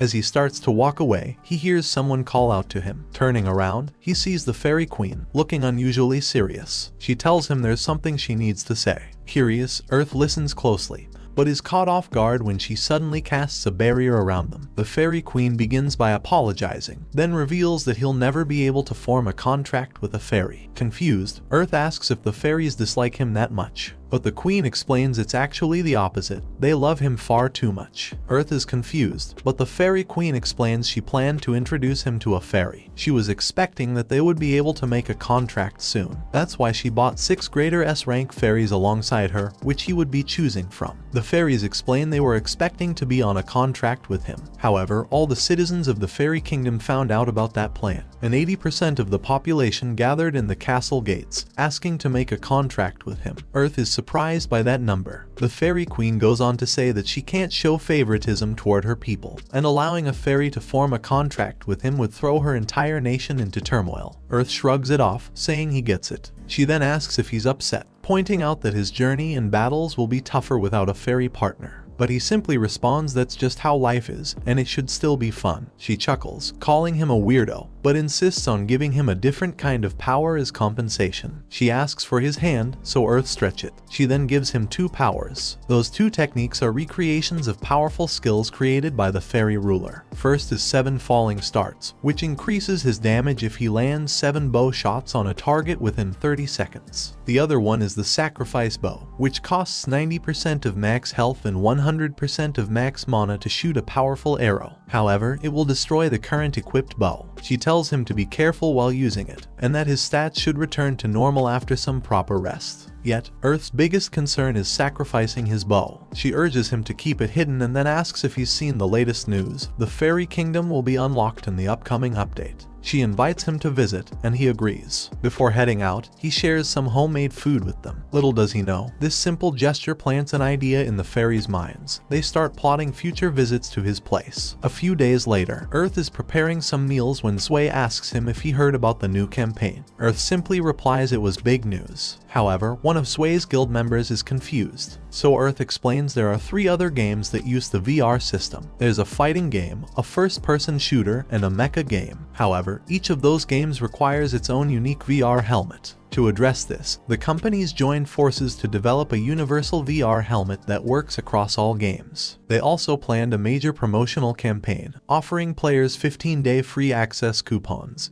which will launch on the same day as the Fairy Kingdom patch. Sway is pretty sure this will increase the game's player base. He tries to steal some steak, but Earth smacks him on the head, telling him that these meats are for customers. So Earth then turns to Nora, giving her the right to smack everyone's heads. Of course, she immediately abuses her power. Sway's guild members mention that guilds will start recruiting more players and ask if they will be doing the same. Nora even mentions it's time for them to become a mid-size guild. However, they must train Eliza first, otherwise, the new players will suffer at her hands. Since Earth had always been helpful, Sway tries to use the opportunity to recruit him. Earth turns him down, saying he's already refused countless times. Internally, Earth admits he just wants to enjoy the game casually, but the real reason is that he's hiding things most players aren't supposed to know. While the queen is common knowledge, her sister remains a secret. Suddenly, Ryu shows up and asks if he's working on a new menu. She tries to snatch the food, but Earth smacks her on the head and says he plans to sell it to the customers. Nora, however, is confused and asks who she is. The two ignore the question, and Ryu complains about holding back when there's something delicious in front of her. The two start a huge fight because Earth thinks she eats too much. However, the group is confused. They had never seen someone wearing that type of clothes in the game, and they claim that Ryu doesn't look like a fairy. Rage asks if Earth won't stop having every girl, despite already having the queen. Zwei uses this chance to complain about how popular Earth is, but Earth beats them up to make them stop saying weird things. Earth complains that his popularity is costing him money since he has to keep feeding Ryu. The group, however, dismisses his complaints, noticing how close Earth and Ryu seem. Ryu then declares that Earth is the only one permitted to call her by that name.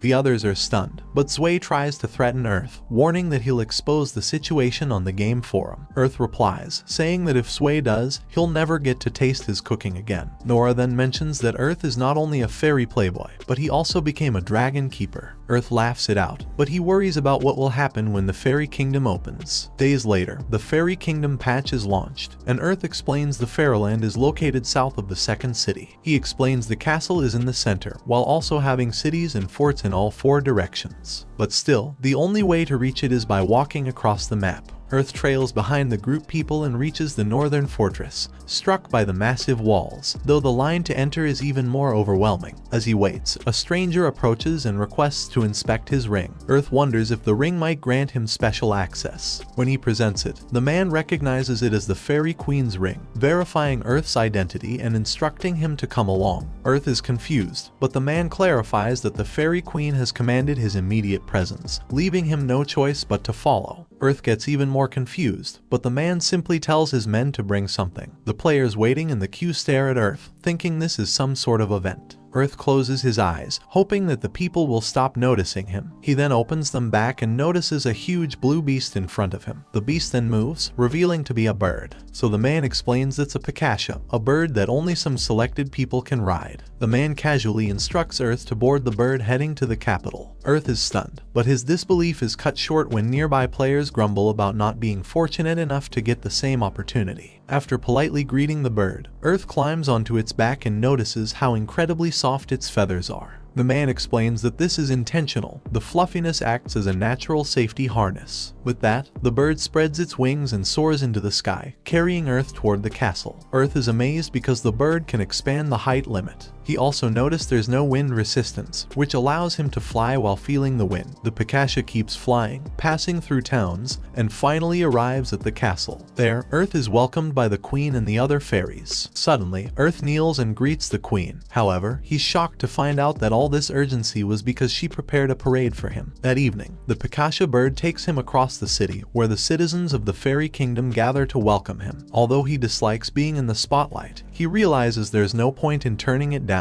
As he returns the greetings, he notices they've even set off fireworks in his honor. So, he chooses to enjoy the moment, at least for a little while. The next morning, in the throne room, Earth says that he's grateful for the reception, but claims she went overboard. The Fairy Queen explains she wanted to show to her citizens that he was in the country. In fact, she reveals that everyone was waiting for his visit because there were rumors that she would keep him to herself. Still, Earth knows it's not just a rumor. She walks up to him, making him uneasy as if she can read his mind and is about to attack. But suddenly, her demeanor shifts, she smiles sweetly and asks if she should keep him for herself. The ministers quickly intervene, telling her to stop fooling around and act seriously. The queen then asks Earth to continue his normal life in her country for a while. She tries to comfort him, mentioning they won't be protecting him or controlling his actions. Earth then gets up, claiming he will continue his normal life as an adventurer starting tomorrow. He decides to head back to the fort town and look for an inn where he can log out. But just then, Earth bumps into the queen in the hallway, and she asks where he's off to. He tells her he's planning to sleep at the inn. The fairy queen then casually suggests he sleep in her room instead. Earth laughs nervously, but not wanting to risk any trouble, he runs and leaps out the window, leaving the queen visibly irritated. As he runs off, he thinks to himself that he probably looks like a thief, but that's fine, since he has the thief skill anyway. He rides the Picasha to the southern forest town and decides to make it his new base, simply because it has the fewest players. He quickly completes a quest to hunt 8 high rabbits and returns to a bar, surprising everyone. Normally, taking down those monsters takes several days. A woman asks if he encountered any thief birds, and Earth confirms he did. Seizing the moment, he then asks if there's a place where he can cook. The woman says he can use her kitchen and Earth promises to pay a usage fee. She's surprised, mentioning it's rare to find someone like him. He quickly hops into the kitchen and explains how this bar works. The first floor is dedicated to posting requests, while the second serves as an inn. Earth chooses to stay there since it's the finest lodging in town. After swiftly preparing his meal, he samples the meat and is pleased. It's flavorful with no odd aftertaste. Inspired, he decides to cook thief bird grilled skewers, a dish that boosts speed. He also experiments with rabbit steak, though it merely satisfies hunger in the virtual sense. As he enjoys his meal, the locals watch enviously, unaccustomed to such exotic fare. Earth promises to make it if they pay for it, but that only attracts more people. In the end, the bar fills up with people who love his cooking. Earth cannot even believe he's cooking like this in the Fairyland. He spent his next days completing requests and cooking for everyone. He would also spend some time drinking with the locals, and it looks like he's having fun there, until someone arrived at the bar, telling Earth to hide. The group is puzzled, but the girl clarifies that the fort leader's daughter is on her way. The barmaid quickly urges Earth to duck under the table. Moments later, the noblewoman arrives, announcing that she's heard of Earth's culinary skills and demands to meet him, offering him a position as her personal chef. Suspicious, Earth assumes she's just trying to take advantage of him. The barmaid politely apologizes, saying the person she's looking for has already gone. Unconvinced, the woman insists that hiding him is pointless. After all, working for her should be considered a privilege. The bar girl lies again, mentioning that Earth went away on an urgent request to another city in the east. The liar's face-off comes to an end, but woman asks her men to gather information. She complains that he left the town without serving food for her. Therefore, she wants to capture Earth. She leaves and everyone is stunned because she is still an idiot. Then when the noblewoman leaves, the bar girl apologizes to Earth because she didn't expect that woman to have her eyes on him. Earth is confused and asks if she knows who he is. The barmaid explains that the queen had told them about him, but also asks them to act like they didn't know to protect him. Earth is caught off guard, but she adds that she could tell he doesn't like being treated differently. She then mentions that the dog woman is a handful, mostly because of her attitude. Basically, she acts superior thanks to her father's status, and her father only makes things worse by spoiling her without realizing it. Earth understands the situation and says that he won't be causing them more trouble. He promises to leave quickly, making the locals unhappy. The bar girl mentions she would love to let him stay there if this situation didn't happen, but Earth says it's fine, and thanks her for everything she has done. He's happy that at least he managed to have some fun with everyone, especially because they all complimented his food and drank with him. Earth waited for nightfall before making his move. Cloaked and cautious, he ran toward the fort gates. When he arrived, he noticed a few guards stationed directly in front of the entrance. Trying to slip past with his face covered, he was suddenly stopped by one of them, who asked if he was Earth. Earth is caught off guard that they already knew who he was, but the guard just says he's aware of Earth's situation and admits they're all fed up with that crazy woman. He promises to gather proof of everything she's done and asks Earth to come back once things settle down. With that, they open the gate and let him slip away. As Earth prepares to flee, someone suddenly calls out that he's running late. Before he can process this, the stranger urges him to climb onto his back for a quicker getaway. To Earth's surprise, his rescuer is a bear. The bear explains that he loved Earth's cooking and wants to repay him by giving him a ride to the southern city. Without hesitation, Earth leaps onto the bear's back, and they dash off together at full speed. Later, the fairy queen receives a report. She's informed that the dog woman from the southern fortress tried to take advantage of a human adventurer. Angered, the queen says this has to be stopped. They've been working hard to build a good relationship with humans. But when one of the fairies mentions that the adventurer was Earth, the queen's expression instantly darkens. In the morning, Earth finally arrives in the southern city with his new bear companion. He apologizes for making the bear sprint all night, but the bear doesn't seem to mind. As they walk through the streets, Earth notices people singing and playing instruments everywhere. Curious, he asks if there's a festival going on. The bear explains that the cities of the fairy kingdom each support a different form of art. The north promotes literature, the east focuses on painting, the west supports sculpture, and the south specializes in music. Earth figures he can enjoy all kinds of music while wandering through the city.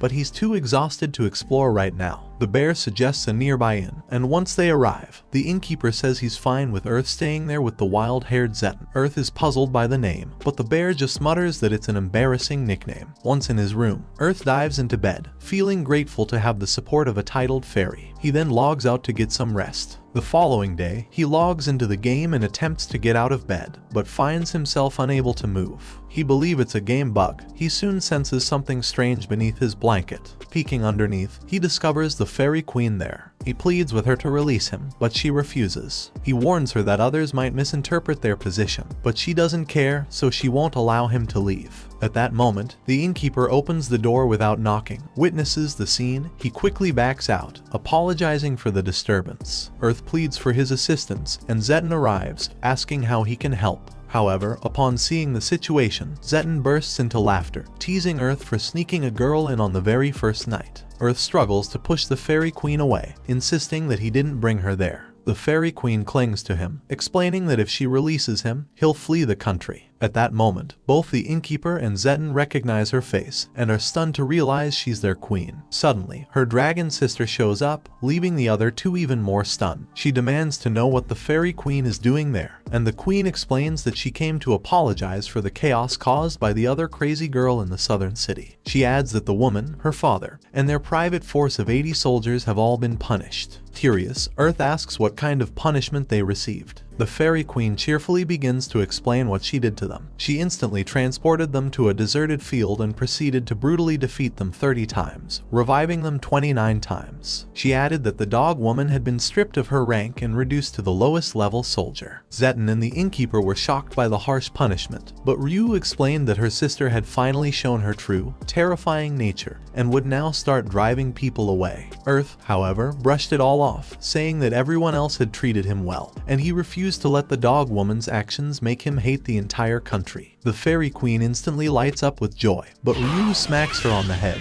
telling her to cut it out with her creepy charm. The two sisters begin fighting until Ryu grabs her ear and gradually drags her away. Seizing the moment, Zetten points out that Earth isn't just close to their queen. He also shares a bond with the Dragonian. The innkeeper then asks Earth if he's aware that fairies were once at war with other races. Earth looks puzzled, so he explains that the Dragonians were their fiercest enemies back then. Surprised, Earth listens as Zetten adds that the townspeople would freak out if they knew a dragon was around. They both agree to keep it quiet, and the innkeeper steps away to let the two continue their conversation. Earth was stunned by what had just occurred, but Zetten simply brushed it off, calling him a lucky guy since the queen likes him. Just then, there was a knock at the door. A woman stood there, seeking Zetten's help. She explained that her daughter had disappeared and pleaded with him to find her. Earth urged her to stay calm and ask for more information. The woman took a seat and introduced herself as Karen Fenrir. Zetten noted that the Fenrirs were a noble family. Karen goes on to explain that her daughter follows a strict routine, taking a walk at the same time every day. But this time, she never came back. Despite searching everywhere, Karen couldn't find any trace of her. Zetten points out that their kind can shift between wolf and human forms, making them unlikely targets for ordinary monsters. But that's exactly why Karen fears something far more sinister might have occurred. She reveals a photo of her daughter and offers a reward for finding her. Zetten agrees to take on the request, and Earth says he'll assist him. Karen assures them both that they'll be properly rewarded. Soon after, the two head out into the streets, searching for any leads. Zetten apologizes for getting Earth involved, but Earth brushes it off, saying it's his way of showing gratitude for bringing him to this city. Still, Zetten jokes that a meal from Earth would be thanks enough. Afterward, they venture deep into the forests. As they walk, Earth senses nearby monsters. Suddenly, a few goblins burst out of the bushes, but Earth swiftly takes them down within seconds. Impressed, Zetten compliments him for being dependable in battle, though Earth insists Zetten could easily handle any monster with his raw strength. Checking his map, Earth notices several dots clustered nearby. They decide to check it out, but when Earth activates his long-distance vision skill, spotting Mina surrounded by goblins. Earth shares his plan with Zetten. He'll charge in to smash the goblins while Earth provides support from a distance. Zetten also needs to splash a healing potion on Mina. Without wasting time, they jump into action. Just as the goblins close in on Mina, Earth fires off his archer skills to keep her safe, and Zeton charges in full beast mode. He quickly pours the potion on Mina, healing her instantly, then tells her to hang tight while he takes care of the rest. After defeating the last goblin, Earth walks over to join the others. Zeton credits Earth for making the fight easy, and Mina expresses her gratitude for being rescued. Zeton explains that her mother sent them to find her, and they introduce themselves. The moment Mina hears Zeton's name, she becomes emotional, gushing about how fortunate she is. Earth, amused by Zeton's reputation, cuts in to ask why Mina didn't shift into her wolf form during the attack. Mina admits that while she was walking, a strange, sweet scent overwhelmed her senses, making her feel dizzy. A little later, she regains her senses and realizes she's surrounded by goblins. She tries to transform but fails. Earth hands her a potion and tells her to give it another shot. After drinking it, she suddenly shifts into a giant wolf, though she's puzzled about why it didn't work before. Earth silently notes that it was just an anti-poison potion, meaning she must have been poisoned. He then tells her to switch back to her human form and ride on Zeton's back to head home. Zeton asks what Earth plans to do, but Earth says he's exhausted and wants to rest for a bit. Trusting him, Zeton takes Mina and heads back. Once they're far enough, Earth turns toward the bushes and calls out the hidden figure to show themselves. He explains they were the non-monster signals he spotted on his map and notes how the goblins had unusually high-end gear. Without warning, Earth throws an explosive potion at the bushes, stating he knows that person was behind the goblins' attack and the poisoning of Mina. A man suddenly leaps out from the bushes, demanding to know why Earth is attacking him. Earth responds that kidnapping and murder are the acts of a villain. The man gets up, but Earth notices something important. This is a human, yet not a player. If he lets this man get away, it could strain relations between humans and fairies, possibly even leading to war. As the man draws a knife and lunges at Earth, but our hero teleports behind him and delivers a swift kick to his head. Staggering, the man mutters that he's human while they're just fairies, but Earth remains indifferent. To him, the only thing that matters is whether they can work together or not. The man attempts to attack, but is instantly defeated. Earth reflects that the ideal outcome would be for fairies and humans to understand each other's strengths and limitations and move forward together in peace. However, if conflict is unavoidable, he's prepared to stand with the fairies and show no mercy to humans. As he turns to head back, he's surprised to find Zeton and Mina waiting for him. He asks why they didn't leave, and Zeton explains he stayed behind to see if Earth would manage to catch the culprit. Earth comments that the guy was simply taken care of, and Zeton offers him a ride on his back. A few minutes later, Karen is finally reunited with her daughter and expresses her gratitude, saying she'll reward each of them with 100,000 glow. But Earth has a different reward in mind. Since he follows the Zeton code, he decides to play wingman between Zeton and Mina. Both of them are caught off guard, and Mina becomes flustered, prompting Earth to tease that she clearly has feelings for Zeton. This gives Mina the courage to express her interest in Zeton, who turns out to be shocked and asks for an explanation. Earth mentions Zeton's words that morning, wishing that he could also get a cutie girl. In that moment, Mina quickly holds Zeton, making him lose his brain. Earth then takes them out of his room, and after that he calls for the fairy queen. She quickly appears, asking if he's going to confess to her, just to get another smack on the head. He proceeds to explain the situation, and she responds by saying a conflict between humans and fairies must be avoided at all costs. He agrees, and she thanks him for his efforts in preventing it. The queen promises to look into the matter further, while Earth says he's heading to bed and asks her to leave. However, she suddenly dives into his bed, insisting they'll be sleeping together. Earth refuses, demanding that she get out. The queen then gets out of the bed and asks when she'll see him again. Earth assures her it won't be long, but the queen insists on staying until he promises it. The queen admits she wants to repay him, and Earth questions whether she's speaking as the Fairyland Queen. She nods, explaining that he averted a potential crisis. Earth finally vows to see her again but tells her gratitude isn't necessary. She accepts, though Earth can't help thinking that if she keeps watching his every move, she'll end up no different than Dog Woman. The following day, Earth plans to go back to the main city to stock up on enhanced oils and fix his bow. When Zeton steps out of his room, Earth teases him about how things went with Mina, only to see Mina standing right behind him. Putting the pieces together, Earth grins as Zeton awkwardly explains that he'll be moving in with Mina at the Fenrir mansion. They're heading there now, and Zeton apologizes for not being able to give Earth a ride back. Earth brushes it off and expresses gratitude for the good time they shared. They bump fists before Zeton heads out with his girl. The innkeeper points out that it's quite a long journey back, but Earth has a surprise. Then he calls out the Picasha, leaving the innkeeper stunned. After a few minutes, the bird didn't show up. So the innkeeper remarks that even nobles can't ride those creatures. Earth laughs, claiming it was just a joke, but just then, the Picasha suddenly lands in front of them. They are in total disbelief, so Earth hops on and takes off. After soaring through the sky for a while, he asks the Picasha to drop him off just outside the city to avoid drawing too much attention. Though the Picasha is disappointed, Earth makes it up to him by preparing a meal. The creature happily devours the food and then rolls around joyfully. Out of the blue, the Picasha plucks one of its feathers and hands it to Earth, a legendary accessory that can only be obtained by earning a Picasha's trust. It has the power to remove all fatigue, among other benefits. Earth thanks the bird for the gift and bids it farewell as it flies off. Later that day, he heads back to the blacksmith's shop, explaining he's there to upgrade his equipment. Though supplies are limited, Earth manages to craft another X-style hunting bow using lightweight metal. Though it's a bit heavier, it boasts 55 attack points, far more powerful than his previous one. The following day, just as he's about to test it out, he spots an announcement. He assumes the challenge from the departed is finally over, but then a holographic girl appears, informing him that he's freed the souls who had been in torment. She goes on to deliver more backstory, eventually revealing that the event rewards are limited and only certain players will receive them. To claim them, players must enter a PvP tournament. She asks if he'll take part, but despite the tempting prizes, Earth firmly hits the no button. Suddenly, he hears distant screams and decides to check it out. When he gets there, he finds 4 people lying unconscious on the ground around a freshly hatched dragon egg. Watch the next video on screen and subscribe for more recaps.